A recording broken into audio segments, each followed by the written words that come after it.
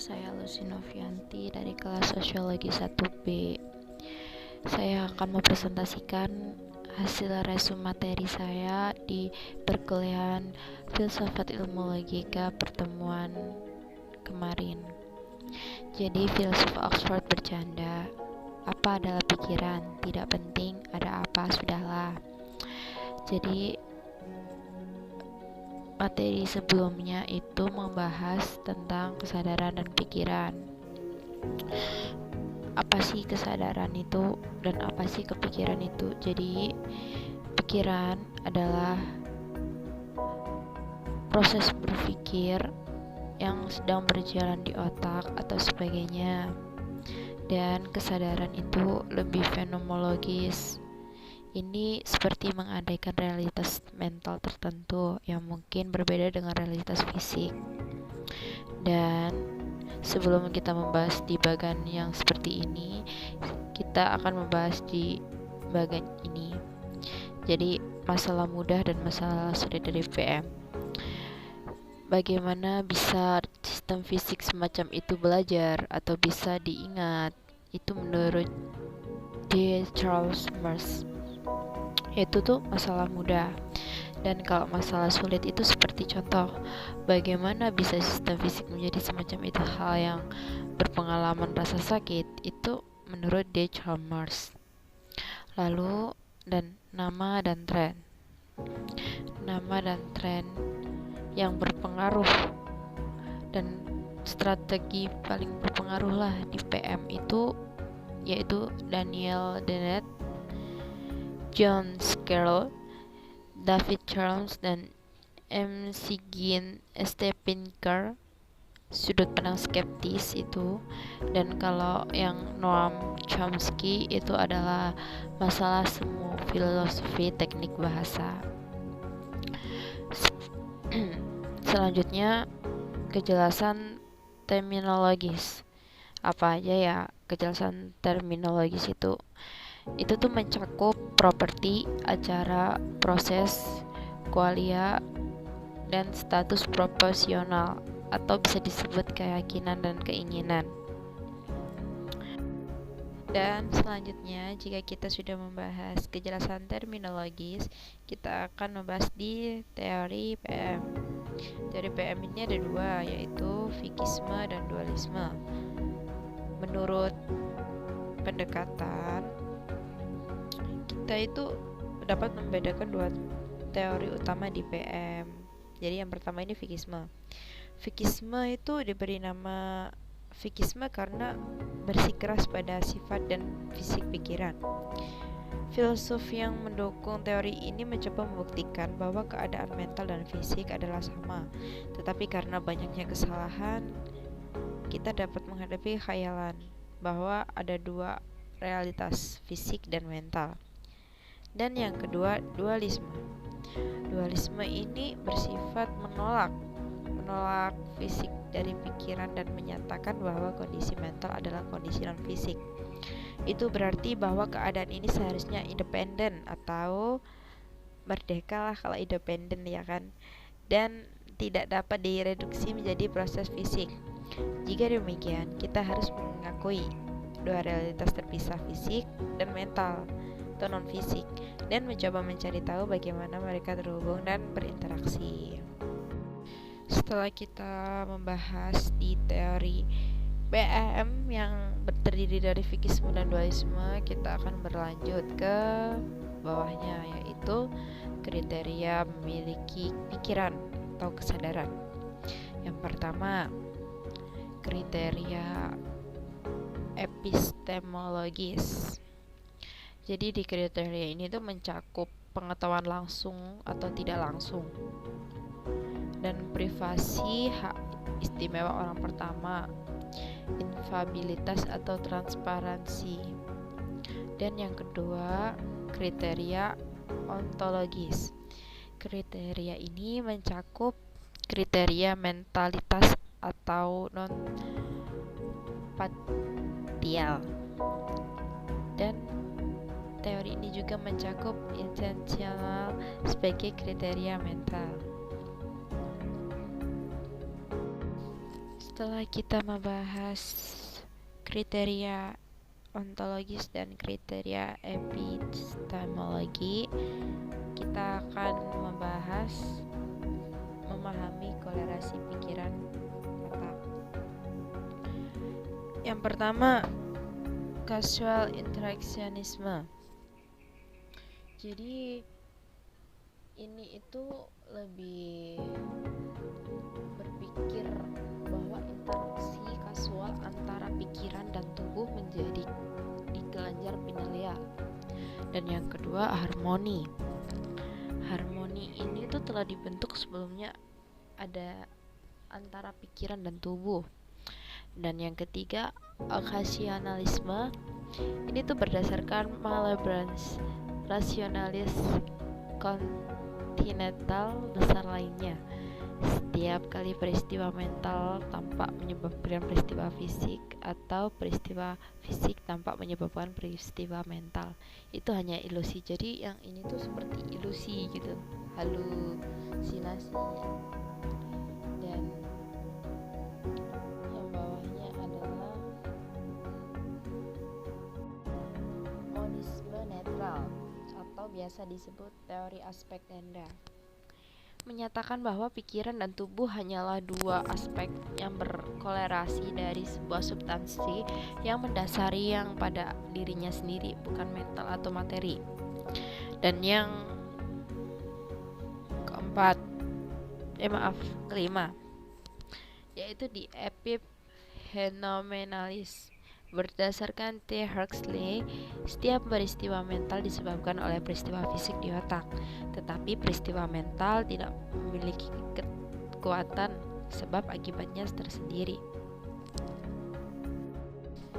Dan yang terakhir adalah emergentisme. Posisi ini menyatakan bahwa ketika proses biologis mencapai tingkat tertentu dari kompleksitas organisasi, jenis fenomena yang sama sekali baru, yaitu dapat dijelaskan dalam istilah fenomena fisik biologis tingkat rendah. Setelah membahas kriteria memiliki kesadaran, kita akan berlanjut ke teori identitas. Jadi di teori identitas ini terdapat dua, yaitu behaviorisme dan teori identitas atau fikisme.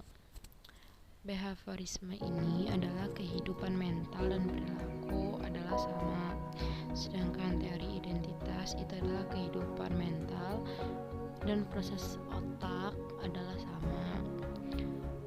Kalau menurut perilaku pada tahun 1890 sampai 1960, behaviorisme ini muncul pada awal abad ke-20 sebagai doktrin tentang sifat dan metodologi psikologi sebagai reaksi terhadap apa yang dianggap beberapa psikolog sebagai karakter subjektif dan tidak ilmiah dari psikolog.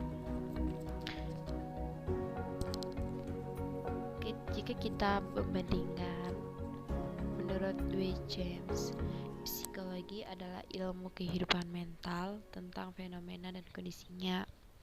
Fenomena tersebut adalah hal-hal yang kita sebut perasaan, keinginan, kognisi, penalaran,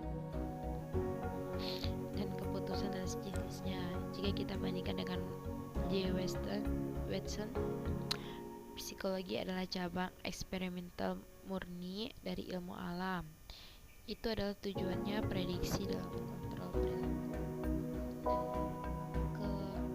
Kita artikan apa sih perilaku itu? Nah, perilaku itu reaksi dan respon fisiologis. Misalnya, keringat, air liur, dan yang kedua adalah gerakan tubuh. Kok bisa gerakan tubuh itu disebut dengan perilaku? Karena misalnya kita mengangkat dan melambaikan tangan, itu tuh seperti perilaku, bukan? Ya kan? Membuka pintu, melempar bola, itu merupakan Dan yang ketiga, tindakan melibatkan gerakan tubuh. Misalnya mengetik undangan, menyapa teman. Itu melibatkan anggota tubuh sehingga masuk dalam perilaku. Maaf ini. Nah, dan ini terakhir adalah tindakan yang tidak melibatkan gerakan tubuh secara terbuka. Misalnya kita itu menalar, menebak, menghitung. Jadi kita tidak membutuhkan bagian tubuh yang perlu kita gunakan untuk menunjukkan perilaku, tapi kita dalam berpikir, menalar itu merupakan perilaku. Apa sih, kita balik lagi di behaviorisme. Apa sih poin utama di behaviorisme ini? Jadi ada beberapa jenis behaviorisme ini, yaitu yang pertama, behaviorisme ontologis. Behaviorisme ontologis adalah pikiran atau perilaku itu sendiri menurut Watson. Dan yang kedua, perilaku ilmiah, psikologis. Menurut Skinner, pikiran adalah proses operasional masukan atau kotak hitam keluaran.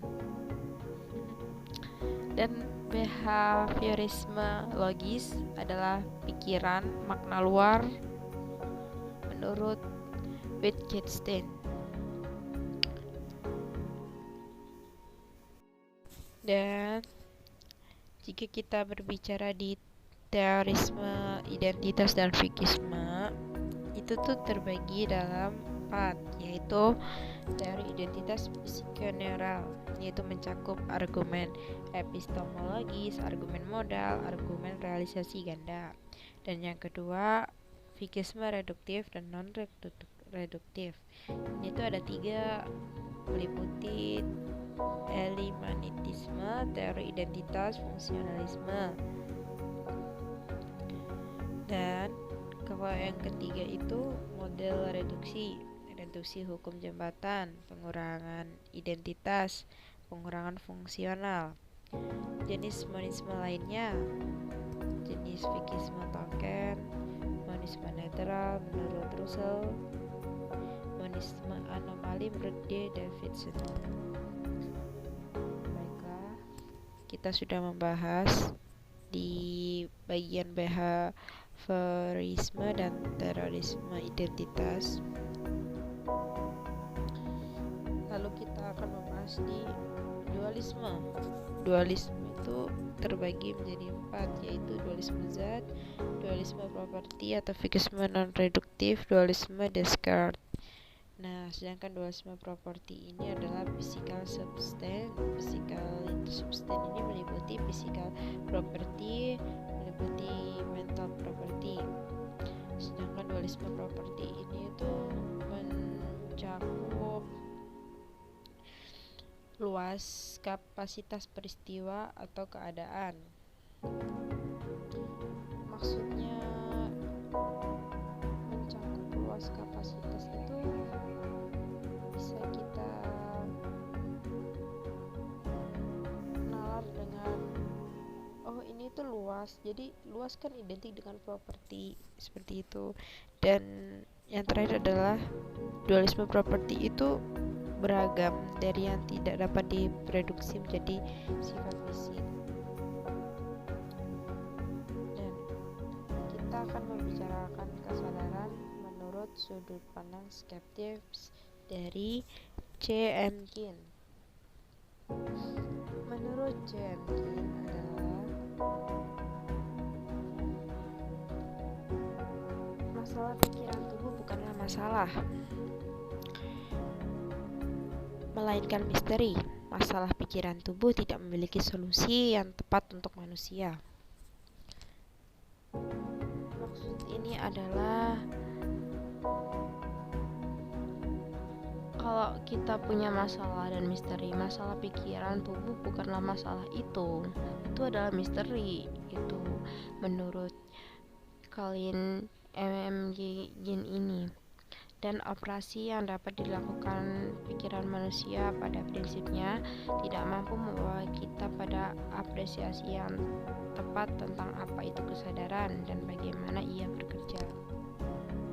Lanjut, jika menurut L. Penrose and Theory of Incapacity, berdasarkan proses atau bisa disebut komputasi, otak itu sendiri tidak bisa menjadi dasar untuk apa yang kita anggap sebagai pikiran kita. Ini bukan untuk mengatakan bahwa tidak ada tentang otak kita yang bersifat komputasi atau kombinatorial. Lebih tepatnya dikatakan bahwa komputasi pikiran tidak lengkap dan tidak akan selalu begitu. Jika menurut S.